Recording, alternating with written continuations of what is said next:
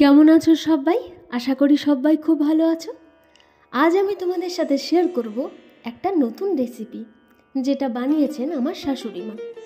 এত সুন্দর খেতে, এত সুস্বাদু, জাস্ট কয়েকটি সহজ উপকরণ দিয়ে তোমরা চাইলে বাড়িতে এটা বানিয়ে নিতে পারো। এই ভিডিওতে দেখানোর চেষ্টা করলাম এই রেসিপিটা। এই রেসিপিটা প্রচণ্ড সহজ এবং খুব তাড়াতাড়ি হয়ে যায়। এটা বানানোর জন্য প্রথমে যেটা লাগবে একটু সুজি এবং দুধ। তোমরা সবাই কম বেশি বাড়িতে সুজি বানাও, ঠিক ওইভাবে সুজি বানিয়ে নিতে হবে। অবশ্যই এটার জন্য প্রথমে সুজিটাকে একটু ঘি দিয়ে ভেজে নিতে হবে।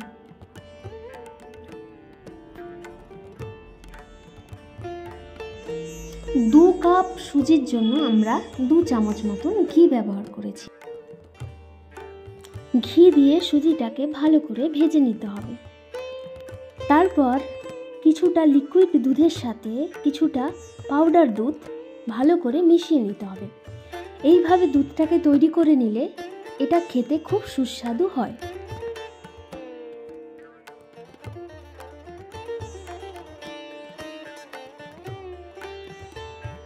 এরপর এতে হাফ চামচ মতন বেকিং পাউডার ও পরিমাণ মতন চিনির সংমিশ্রণে এই সুজিটাকে তৈরি করে নিতে হবে ঠিক এইভাবে।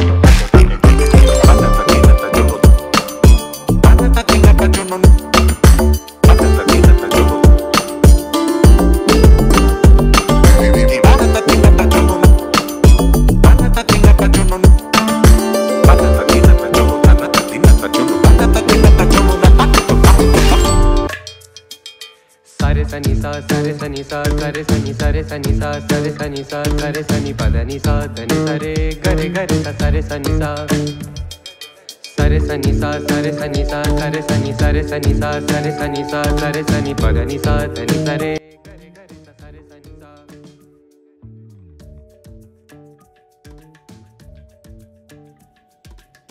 এরপর এই সুজিটাকে ভালো করে গোল গোল লাড্ডুর মতন করে গোল গোল করে বল করে নিতে হবে। তারপর কিছুটা সাদা তেল ঢেলে সেগুলোকে ভালো করে সুন্দরভাবে ভেজে নিতে হবে। এদিকে একটা হাঁড়িতে চিনির সিরাপ তৈরি করা হয়েছিল, সেটা মোটামুটি রেডি। তো এরপর বলগুলোকে ভালো করে এপিট ওপিট একদম হালকা আঁচে লাল করে ভেজে নিতে হবে। নজর রাখতে হবে যেন পুড়ে না যায়।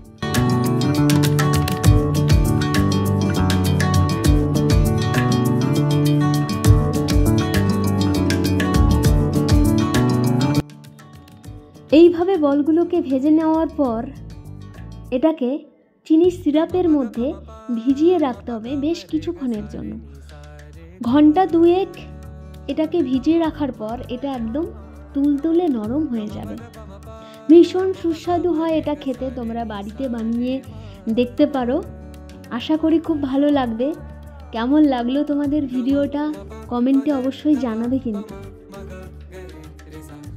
ততক্ষণের জন্য সবাই ভালো থেকো, সুস্থ থেকো। ধন্যবাদ।